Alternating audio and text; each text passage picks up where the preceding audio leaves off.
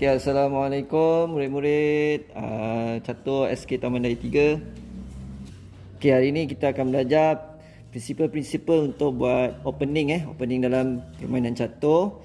Cikgu nak tolong awak ni. Okay, jadi kat sini cikgu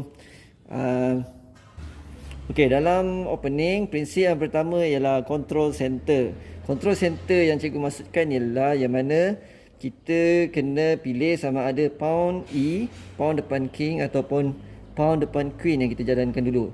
Sebagai contoh, E4 ataupun kita gerakkan D4.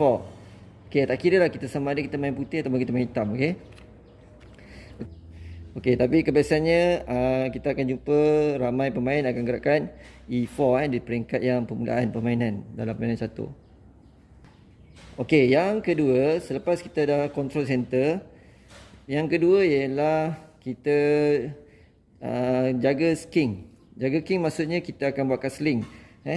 Sama ada kita buat castling di bahagian king side ataupun kita buat castling di bahagian queen side.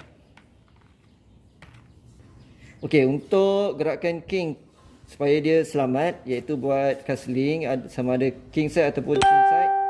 Jadi kita kena gerakkan kuda terlebih dahulu sebelum bishop. Okey, so cikgu kat sini cikgu gerakkan kuda dulu. Awak kena ingat prinsip yang ketiga ialah gerakkan kuda dulu sebelum bishop. Okey, ini contoh gerakan bishop pula. Okey, jadi sekarang ni bila awak perasan kuda dengan bishop dah tak ada, jadi dia akan membenarkan putih untuk buat castling king side. Okey, dia akan gerak 2 kali, 1, 2 dan diikuti dengan rook sebelahnya. Okey, selepas kita jaga king, selepas kita buat king side castling, okey, kita perlu gerakkan lagi piece kita, iaitu kuda dengan bishop. Jadi pergerakan yang seterusnya kita naikkan kuda. Kemudian kalau kita nak benarkan bishop ni keluar, kita kena naikkan pawn D ke D3. So kita akan dapat gerakan bishop kita. Dan sebaiknya pergi ke F4. Kenapa F4? Kerana dia akan ada peluang untuk attack piece hitam. Okay. Alright. Dan yang seterusnya kita kena gerakkan queen supaya antara dua rook dia connected, dia berhubung sama satu lain.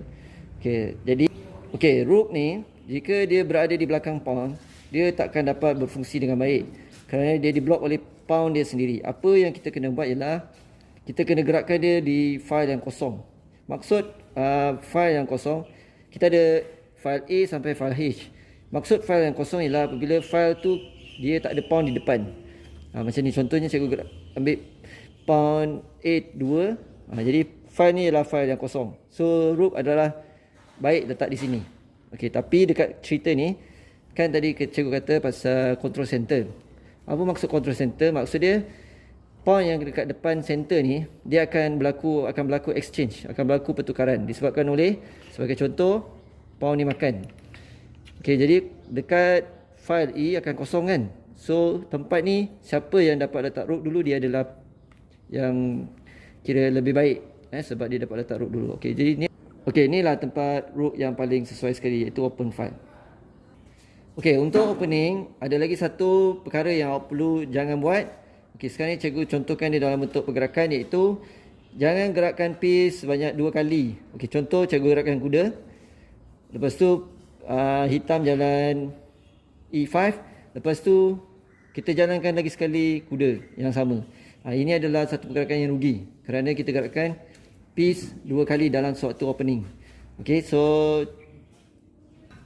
jadi dekat sini cikgu tunjukkan satu contoh yang merugikan kalau kita gerak piece 2 kali ataupun lebih dalam suatu opening. Okey, contohnya putih jalan E4. Okey, hitam balas dengan D5. Jadi putih ambil pilihan untuk makan pawn D5. So queen makan D5 balik semula supaya dia tak rugi kan, dia dapat pawn yang sama. So putih terus ambil inisiatif attack queen, gerakan kuda ke C3. Okey, jadi untuk selamatkan queen hitam nak selamatkan daripada queen, dia kena makan. Jadi dia gerak ke G5, queen G5. So kat sini ada satu peluang putih, dia dapat keluarkan piece kuda sambil attack queen. Okey, jadi sekarang ni naik ke F3, so attack queen hitam. Jadi queen hitam terpaksa lari, dia pergi ke H6. Okey, masa ni putih nampak lagi peluang untuk dia gerakkan center, untuk dia control center sambil membuat discover attack, iaitu D4. Okey, dia dapat control center dan discover attack, iaitu bishop terus attack queen. Okey, jadi disebabkan bishop discover attack queen, queen hitam perasan. Jadi queen hitam gerakkan queen ke F6. Okey, supaya dia elak daripada kena attack dengan bishop. Jadi dekat sini putih nampak lagi satu peluang di mana dia akan gerakkan bishop. Bishop ke G5. So dia ambil peluang untuk keluarkan bishop dia sambil membuat attack queen sekali lagi. So okey, jadi dekat sini queen terpaksa lari, dia memilih untuk pergi ke F5. Okey, dekat sini sekali lagi putih nampak peluang untuk keluarkan bishop sambil attack queen. So bishop ni akan pergi ke D3. Alright, queen hitam sekali lagi kena attack. So dia kena lari. Dan dia pilih untuk ke G4. Kenapa G4? Sebab nak attack pawn di G2. Tapi dia lupa, sekarang ni putih boleh pilih untuk buat king safety, yang mana dia akan buat castling king side sebelah king.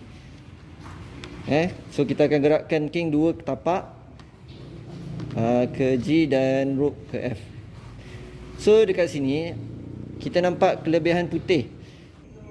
Kelebihan putih yang mana putih dah keluarkan 2 knight, 2 bishop, dan tak lama lagi rook dia akan connected.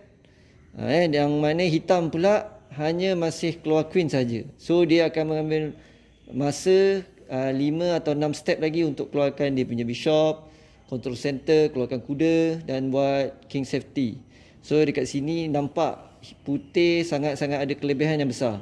Okey, jadi dekat sini cikgu ulang balik, prinsip kita ada 5. Okey, 5. Yang pertama ialah control center, iaitu gerakan pawn sama ada di E4 ataupun D4, tapi yang commonnya ialah E4. Kedua ialah king safety, iaitu membuat castling sama ada king side ataupun queen side. Okey, castling. Okey, lepas tu yang ketiga ialah keluarkan kuda sebelum bishop. Dan yang keempat ialah connected rook. Maksud dia ialah kita gerakkan king ke atas supaya antara rook dia connected dan rook pergi ke open file. Dan yang kelima ialah jangan gerakkan piece yang sama sewaktu opening 2 kali. Sebagai contoh yang apa yang queen ni buat. Maksudnya adalah lebih baik dia patah balik saja supaya dia tak kena serang. Jadi dia boleh keluarkan piece yang lain. Okey, jadi cikgu harap 5 prinsip ni awak kena ingat.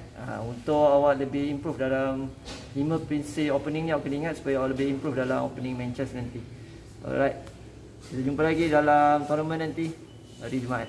Okay, bye.